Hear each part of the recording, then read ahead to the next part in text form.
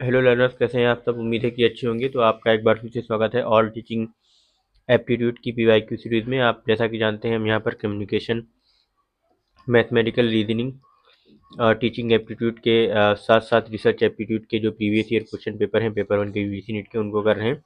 हर एक वीडियो में हम बस 10 क्वेश्चन करते हैं। तो देखते हैं आज के हमारे 10 क्वेश्चन और कौन से हैं। इससे पहले हम 80 क्वेश्चन डिस्कस कर चुके हैं जो सिर्फ और सिर्फ प्रीवियस ईयर क्वेश्चन हैं। तो देखते हैं आज का हमारा पहला क्वेश्चन क्या है, जो मैंने आपको प्रीवियस वीडियो में एज ए होमवर्क भी दिया था। A diagram speaks more than 1000 words. This statement means that a teacher should. तो use diagrams in teaching, speaks more and more in the class, use teaching aids in the class, not speak too much in the class. तो guys इसका जो राइट आंसर है वो है कि एक टीचर को क्लासरूम में ज़्यादा से ज़्यादा जो टीचिंग एड्स हैं उसका यूज़ करना चाहिए। तो इसका राइट ऑप्शन ऑप्शन सी है। नेक्स्ट क्वेश्चन है, classroom communication must be teacher centric, student centric, general centric या टेक्स्ट बुक सेंट्रिक। तो इसका जो राइट आंसर है वो एक classroom communication must be student centric. Next question है, for an efficient and durable learning a learner should have ability to learn, या फिर requisite level of motivation only, opportunities to learn only, desired level of ability and motivation. तो इसका जो राइट आंसर है वो है desired level of ability and motivation. देखते हैं नेक्स्ट क्वेश्चन क्या है।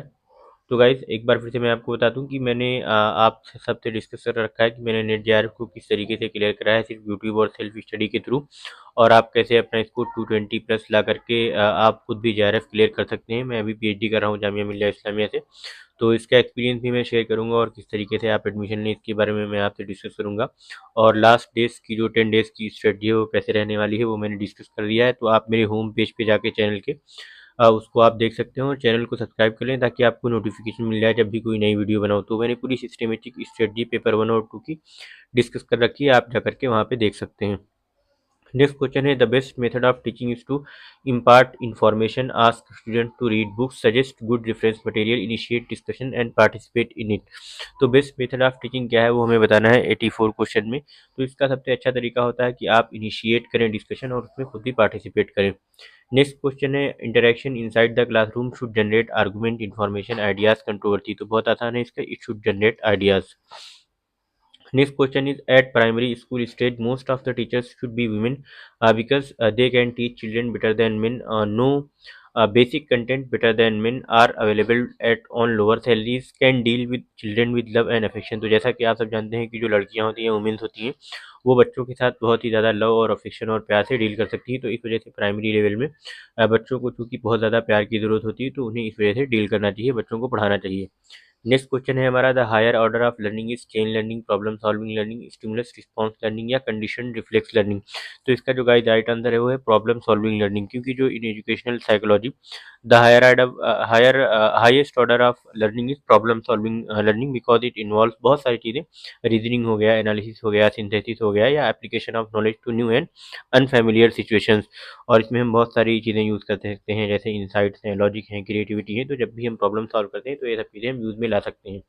तो highest order of learning is problem solving learning. Next question is, a person can enjoy teaching as a profession when he has control over the students, commands respect from students, is more qualified than his colleagues, is very close to higher authority। इसका कोई लेना देना नहीं है, जो ऊपर के दो ऑप्शन थे और ये पहला भी नहीं। तो इसका जो बेस्ट ऑप्शन है वो commands respect from the students. Next question है, spare the rod and spoil the child gives the message that punishment in the class should be banned, corporal punishment is not acceptable, undesirable behaviour must be punished, children should be beaten with rod. तो ये तो बहुत ही wrong हो जाएगा। और punishment in the class should be banned, no, ये भी ऐसा भी नहीं है। Corporal punishment is not acceptable, ठीक है। फिर जो सबसे जो बेस्ट ऑप्शन है इसका ये मतलब है कि जो अनडिजायरेबल बिहेवियर है ये मस्ट बी पनिश्ड, और उसकी अलग अलग पनिशमेंट के तरीके हो सकते हैं। तो आपको एज ए टीचर देखना चाहिए कि आप बच्चे को कैसे सुधार कर सकते हैं और उसके अंदर जो डिज़ायर्ड लेवल ऑफ चेंजेस हैं वो कैसे ला सकते हैं। बल्कि कभी भी बच्चों को पीटना नहीं चाहिए और ध्यान देना चाहिए कि उनके अंदर जो भी प्रॉब्लम है उसको आप सॉल्व करते हुए कैसे आगे बढ़ें और उसको कैसे एक बेहतर सिटीजन बनने में हेल्प करेंगे आप। Now days the most effective mode of learning is self study, face to face learning, e learning या ब्लेंडेड लर्निंग। तो इसमें हमें बताना है कि कौन सा जो ऑप्शन है इसमें राइट है और कौन सा जो most effective mode of learning है वो कौन सा है। तो जो most effective mode of learning है वो है ब्लेंडेड लर्निंग। ब्लेंडेड लर्निंग का क्या मतलब है ब्लेंडेड लर्निंग का मतलब है कि ये जो लर्निंग है इस तरह की ये क्या करती है। तो जैसा कि आप जानते हैं कि हम ट्रेडिशनल लर्निंग में क्या करते हैं और मॉडर्न लर्निंग को एक साथ में लेके आते हैं इसमें, सॉरी, ब्लेंडेड लर्निंग में ट्रेडिशनल लर्निंग जो फेस टू फेस टीचिंग होती है और जो मॉडर्न ई लर्निंग है, ये दोनों लर्निंग को हम क्या करते हैं, जैसे हमारा ये सपोज ब्लेंडेड लर्निंग है ये, तो हमारी जो ट्रेडिशनल लर्निंग है जिसमें हम फेस टू फेस बैठ के लर्न करते हैं, और एक हमारी मॉडर्न ई लर्निंग है, ये वाली मॉडर्न ई लर्निंग, तो ये दोनों का कॉम्बिनेशन होता है एक तरीके से। तो मॉडर्न ई लर्निंग और ट्रेडिशनल लर्निंग जिस जो हमारी फेस टू फेस होती है, फेस टू फेस लर्निंग होती है, दोनों का कॉम्बिनेशन होता है। तो इस वजह से जो सबसे most effective mode of learning है वो ब्लेंडेड लर्निंग है। जैसे आप आजकल यूनिवर्सिटी भी जाते हैं पढ़ने, क्लास में भी कुछ ना कुछ सीखते हैं अपने पीयर ग्रुप के साथ, और आप यूट्यूब पर भी पढ़ते हैं और जो दूसरे ई रिसोर्सेज हैं उनको भी यूज़ करते हैं। तो ये आपका एक बार फिर से होमवर्क है, आप कमेंट करके बताना कि आप के अकॉर्डिंग इसमें कौन सा आंसर सही है।